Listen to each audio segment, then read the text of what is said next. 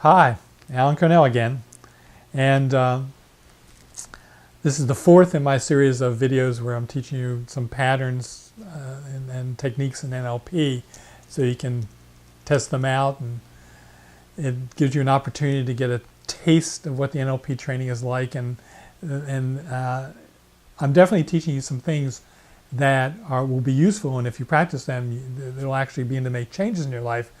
But I want you to know that in the training, we'll be going to a lot more depth, and there'll be a lot more opportunity to practice in a safe setting with feedback, so that even though there's a lot that I'm offering you here, it's very little compared to what's possible through the training. And I invite you, if you're finding these little short videos interesting and intriguing, that you consider enrolling in NLP training. Give me a call, and or well, you can just go and enroll, or if you're not sure, give me a call and we can talk about what's possible for you, if this would be appropriate and how it would work for you in your life. In the first three videos, the first video I talked about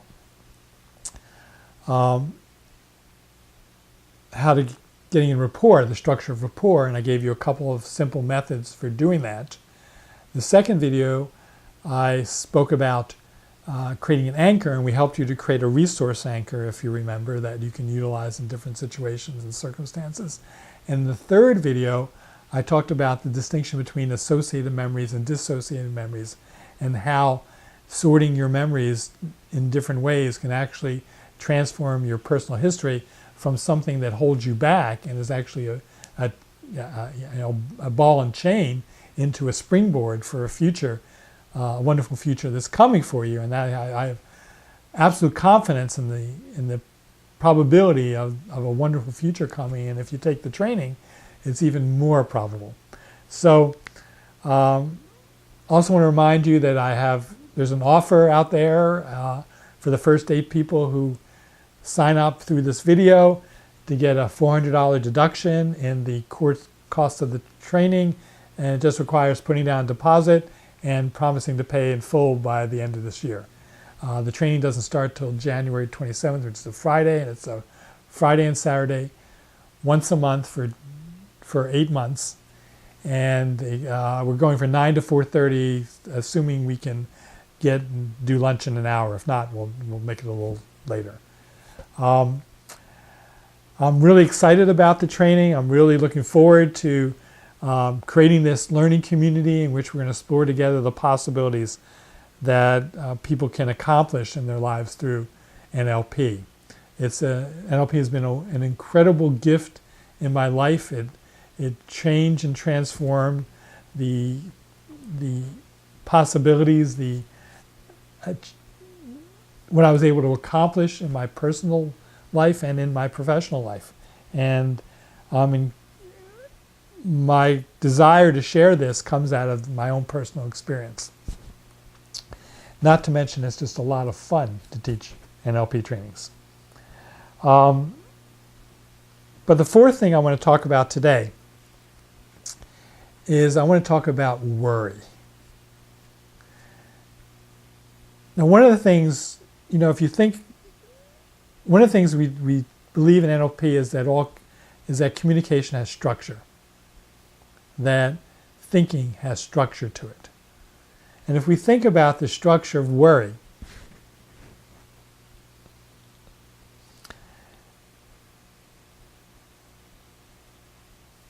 worry is a form of thought.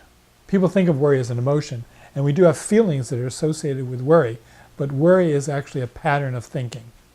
And all thinking occurs either in the past or the future. Even just a half second ago is the past, and a half second from now is the future. So all thinking is either about the past or the future. Present, we have pure experience and perception. Often when people talk about the present, they're really talking about a short time frame. But I'm talking about the absolute present that has no depth to it. It's like now, now, now, now. So if I were to ask you what the structure of worry is,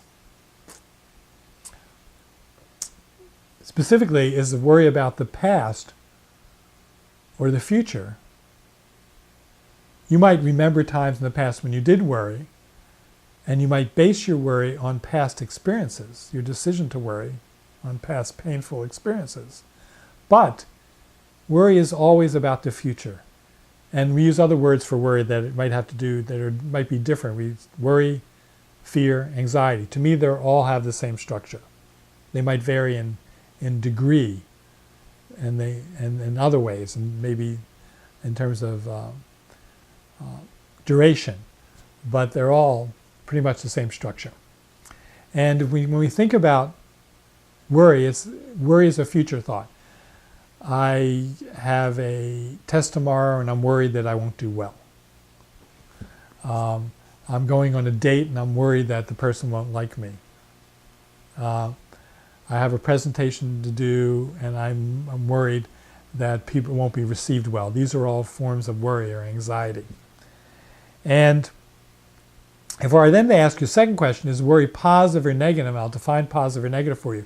Positive is what you would like to have happen, and negative is what you would not like to have happen, what you don't want.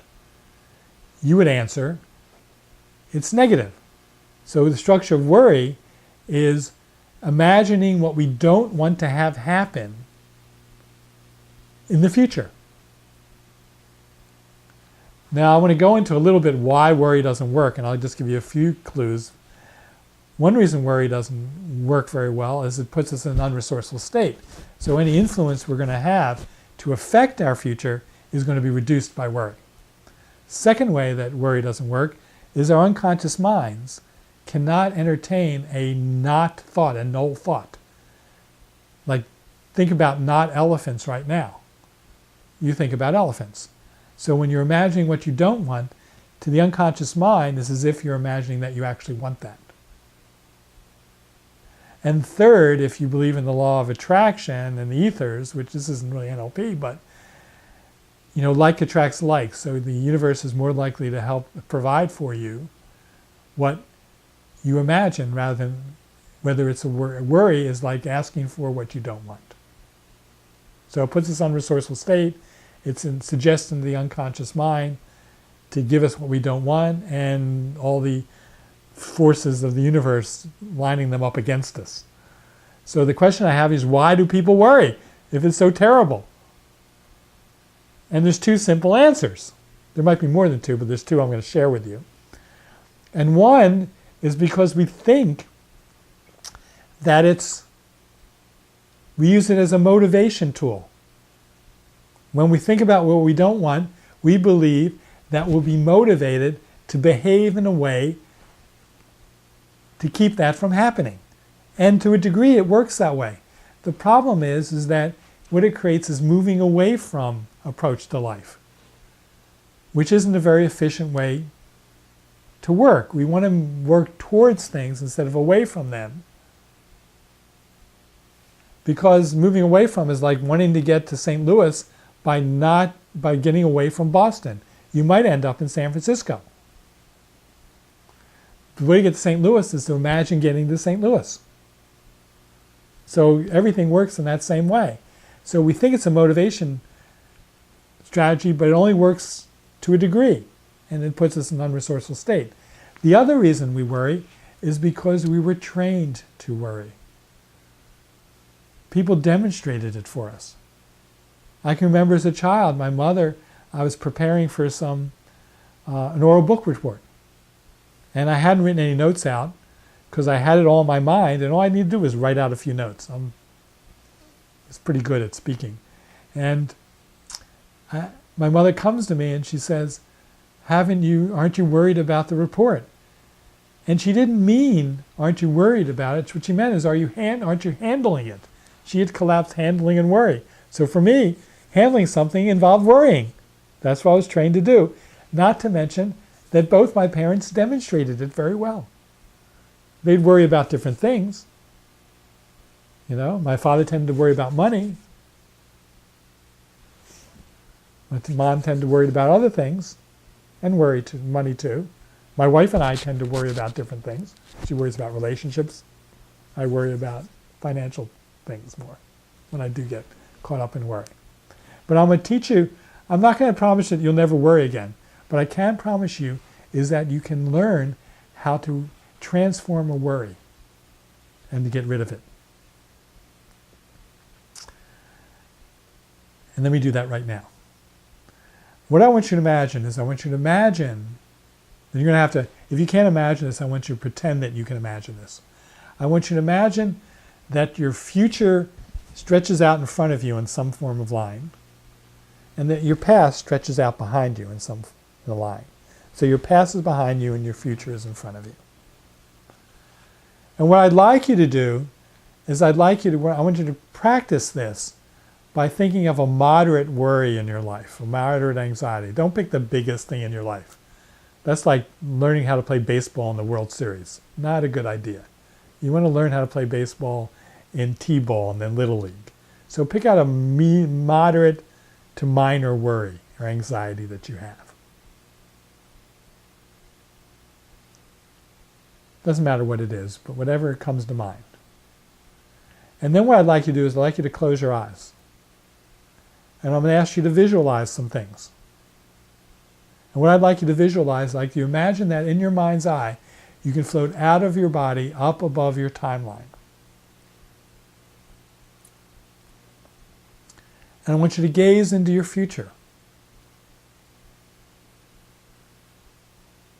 And in your future, I want you to locate that particular worry. Whether it's not getting a particular job, or making a sale, or passing a test, or whatever it is. I want you to see it out there. And if you can't see it, I'll pretend that you can see it. And I want to, before we continue, I want to suggest to the unconscious parts of your mind that learn to use worry to fulfill some useful purposes or positive intentions, that there are much better ways to do that, utilizing the resources within your unconscious mind. And gazing at this future worry, I want you to float down so you're hovering above your present, gazing at this future worry. And I want you to begin to approach this worry, but as you do, I want you to replace it with what you would like to have happen, with as much detail as you can muster. So if you can't get specifically, do it more generally. So if I'm worried about a test, I might imagine passing the test. If I'm worried about, I would worry about not enough people in the training, I can imagine enough people in the training. You know, whatever you might imagine. Just as you would desire, you would be pleased to experience. And then move through that experience on your timeline until you're 15 minutes further into the future beyond the successful achievement. And then from there, I'd like you to turn around and look back at this future positive memory down your timeline to the present now. And ask yourself, where is my worry now? And you might notice that it's gone now. Now remembering this, float back above your timeline, above the present, and down into your body here in the room. And let your eyes come open and then look at the room and feel your body and hear the sounds. And notice that that worry is gone for now. So this is one of the things we're going to learn. We're going to learn how to use particular techniques, timeline work this is called, to change how you think in ways that aren't serving you. We're going to learn about transforming worry and anxiety. We're going to practice getting rid of guilt and regret. And we're going to learn how to change our relationship to our personal history, to take negative experiences that have been shaping our present experience and diffusing the connection to them on our timeline. It's a very powerful pattern that we'll be doing later in the training. So I hope these 4 videos have been useful for you. I hope they've given you a little taste, a little interest in what's possible. And so I want you to really consider joining us in this training and learning how to utilize these patterns in a more sophisticated way, in more subtle ways, in more powerful ways. And if you have any question about whether this would be the right thing for you, please give me a call. Go check out my website, www.alancornell.com. And if you're ready to register, go ahead.